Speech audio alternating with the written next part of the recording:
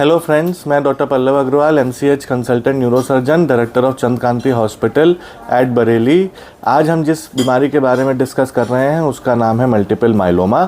जैसा कि आप सब जानते हैं कि जो हमारी बॉडी होती है उसमें जो सेल्स बनते हैं, रेड ब्लड सेल और वाइट ब्लड सेल, ये बोन मैरो में बनते हैं। और इससे क्या होता है, प्रोडक्शन होता है रेड ब्लड सेल का, वाइट ब्लड सेल का। तो वाइट ब्लड सेल क्या करते हैं, एंटीबॉडीज़ बनाते हैं जो कि हमें प्रोटेक्ट करते हैं इन्फेक्शंस से। अब अगर इनके जो प्रिलिमिनरी सेल्स होते हैं जिनसे वाइट ब्लड सेल डेवलप होते हैं, इनके जो इमेच्योर फॉर्म होते हैं उसको कहते हैं प्लाज्मा सेल्स। अब अगर प्लाज्मा सेल्स बहुत ज़्यादा ओवर प्रोडक्शन होने लग जाए, कैंसरस फॉर्म ले लें, तो उसको क्या होता है, कहते हैं प्लाज्मासाइटोमा।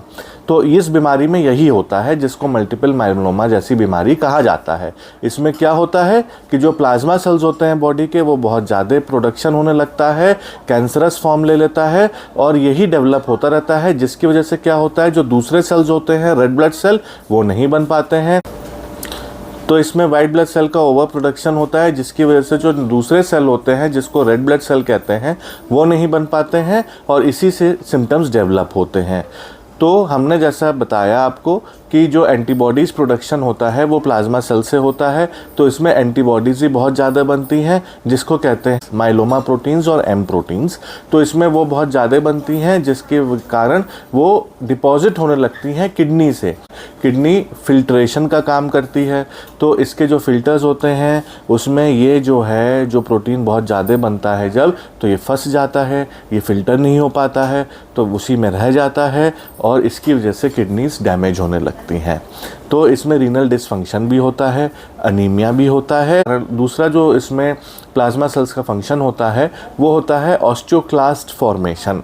ऑस्टियोक्लास्ट वो सेल्स होते हैं जो कि एबनॉर्मल बोन ग्रोथ को होने से रोकते हैं, जो कि बोन्स को डिस्ट्रॉय करते हैं और बोन फॉर्मेशन को हैम्पर करते हैं, जिससे एबनॉर्मल बोन ग्रोथ ना हो।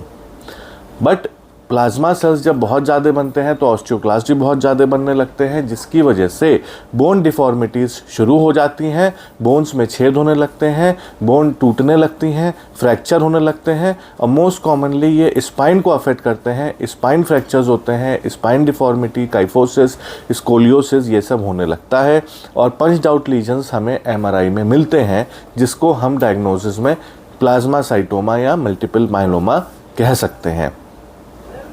अब जब बोन टूटेंगी, बोन से कैल्शियम निकलेगा और कैल्शियम निकलेगा तो बॉडी में कैल्शियम की मात्रा ज़्यादा होगी, जिसकी वजह से हाइपर कैल्सीमिया हो जाएगा, जिसकी वजह से कन्फ्यूजन, जिसकी वजह से कॉन्स्टिपेशन भी हो सकता है।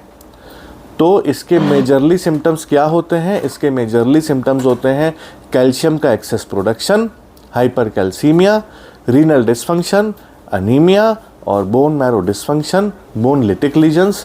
ऐसा नहीं है कि ये लाइलाज है, हाँ, बट ठीक होना थोड़ा मुश्किल रहता है और लॉन्ग प्रोसेस लगता है इसके ट्रीटमेंट में।